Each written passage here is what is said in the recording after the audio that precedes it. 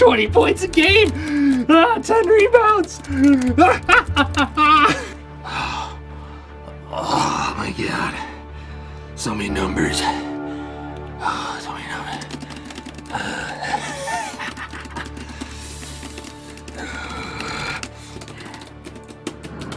Ortman, you got the all-area girls basketball team done yet?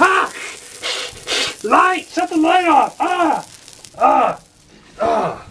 You got the all-area the basketball teams done yet? Yeah, it's done. God, it's done. It's done. It's done? Good. It's running Sunday. God, I feel like I've been down here forever. What's it been, like 2 weeks?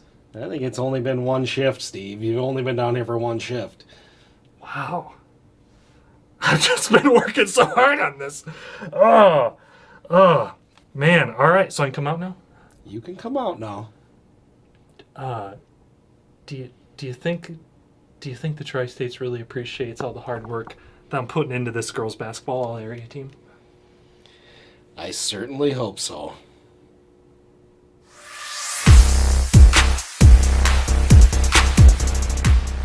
Hello everyone, welcome to this week's edition of Telegraph Herald More Than the Score, presented by Dubuque Auto Plaza. I am your host, Steve Ortman. Alongside me again this week, what an honor, Telegraph Herald sports editor, Jim Leitner. Jim, how's it going? Very good, and I have to say that you look much better than the last time I saw you. You were kind of stressing out a little bit. All-area girls basketball team was announced this weekend. I know that's always a stressful project. I know it's always there are a lot of tough decisions, or there's a lot of there's a lot of going back and forth on selections. Tell me who made the cut, and how'd you come about those selections? Yes, certainly a big task, as you said. I've seen a lot of girls basketball this season. It's always an exciting time to release our all-area girls basketball team, and I've seen a lot of games throughout the season, so you have the visual aid of being at the games, watching the players. Then you look at all-state recognition, all-conference awards, stats, a lot of numbers, a lot of accolades to kind of sift through. A lot of work, but you do the best you can. You gather up all that information, put together the teams the best of your abilities, and if I must say so myself, I feel I did a pretty good job. Yeah, it's always kind of fun when you're done, you're completing the all-area team to kind of imagine what a team like that would look like on the court, because you always have such some teams feature a big girl in the middle.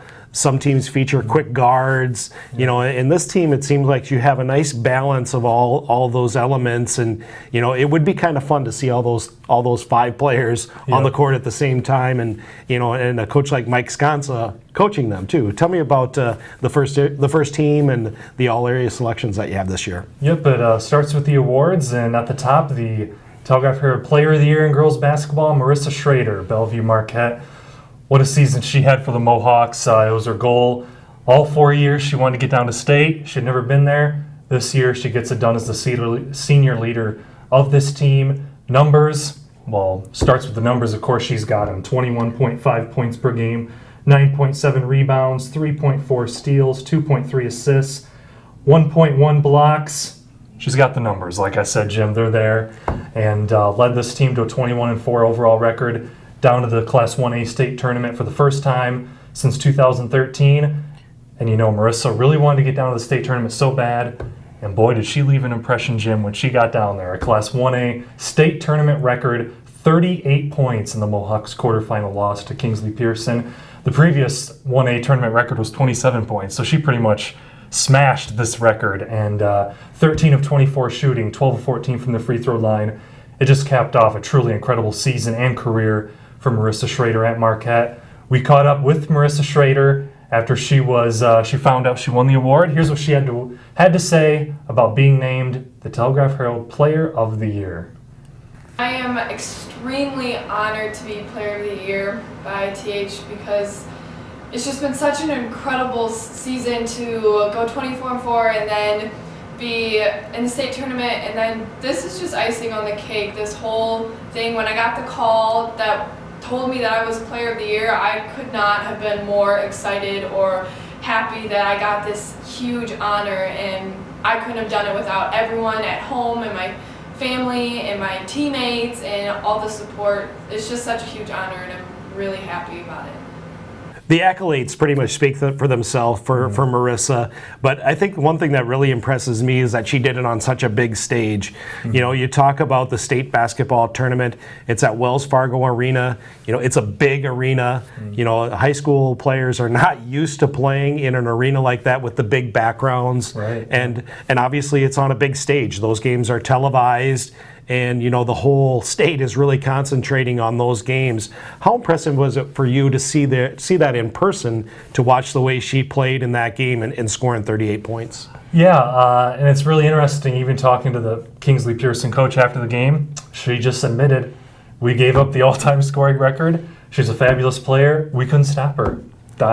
We could not stop her. They have, you know, an NCAA Division I recruit on that team that was guarding Marissa. Couldn't stop her. They tried switching up, putting smaller guards on her for speed. Couldn't stop her. It was truly it was an unbelievable performance of determination, will, wanting to win, and her teammates played well around her. Coach Jim Kettman said it best, you know, her teammates had great awareness. They realized that if they got Marissa the ball, she was going to score. So they filled their roles well, and it was a really great performance down the state stage. Now, we talk about her as our player of the year. Talk about the first team, the girls who made the first team this year, and you know, what kind of statistics and accolades did they bring to the table this year? Sure, always tough to put this together, but what I'd like to think is when I pick out these 5 players, I'd like to think to myself, boy, I'd find it hard, these players as a team, to not make it to state.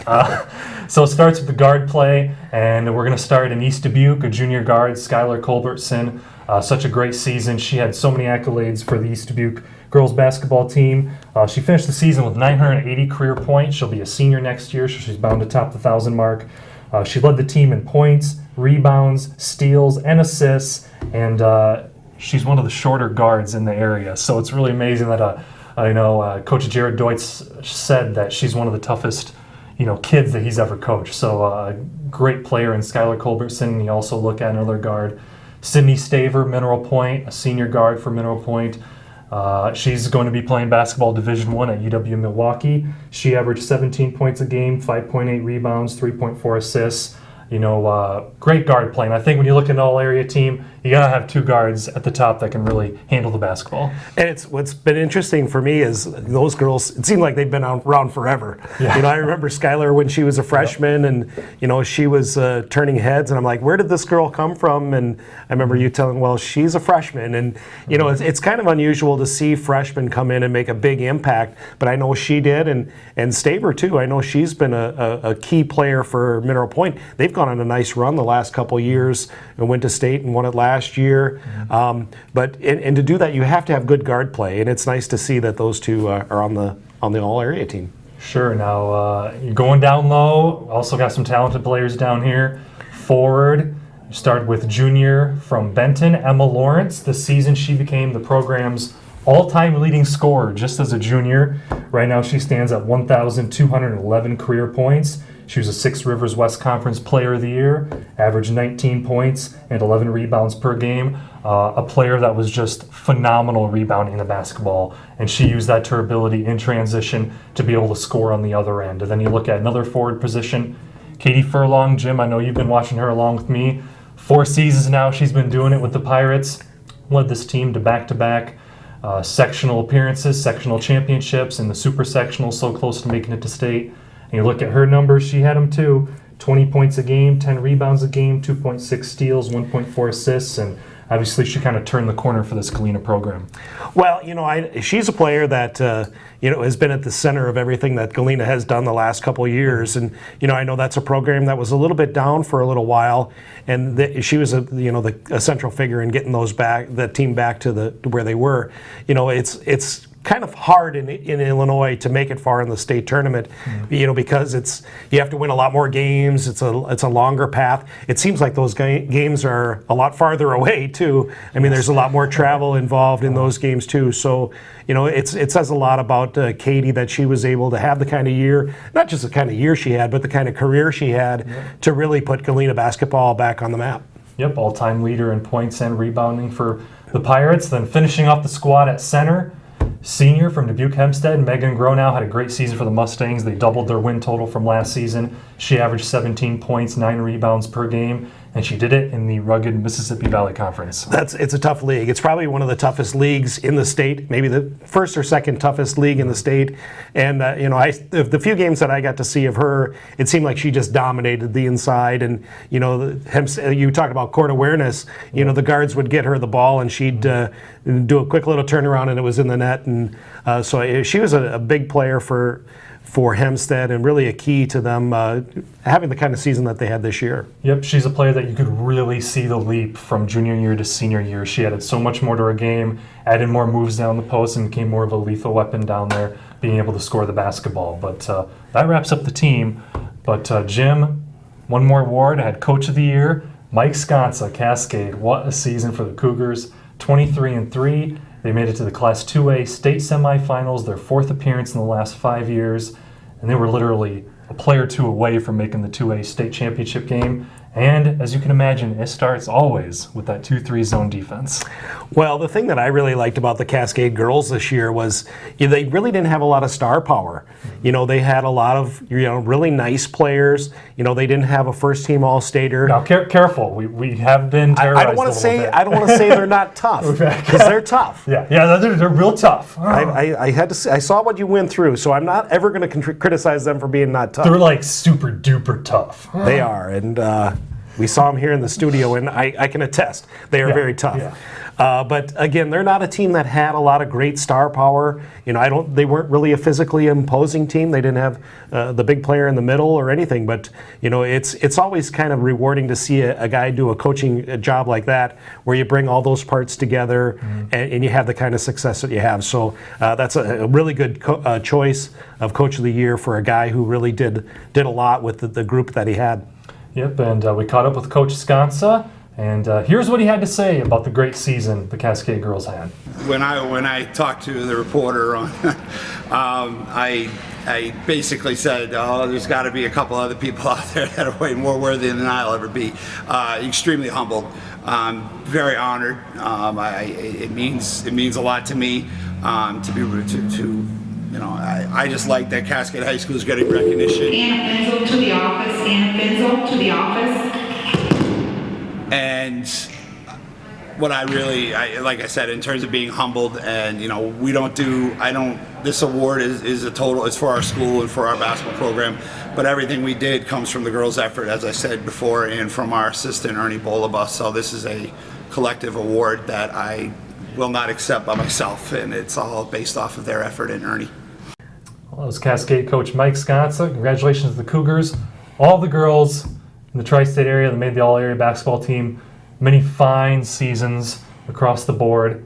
And right there, I think that's going to do it. Finally, I think we put the bow on girls basketball. But we got some good action coming up this weekend. We do. Last weekend was girls basketball all-area and Coach of the Year. We're going to follow this week. This weekend, we're going to have our all-area boys basketball team.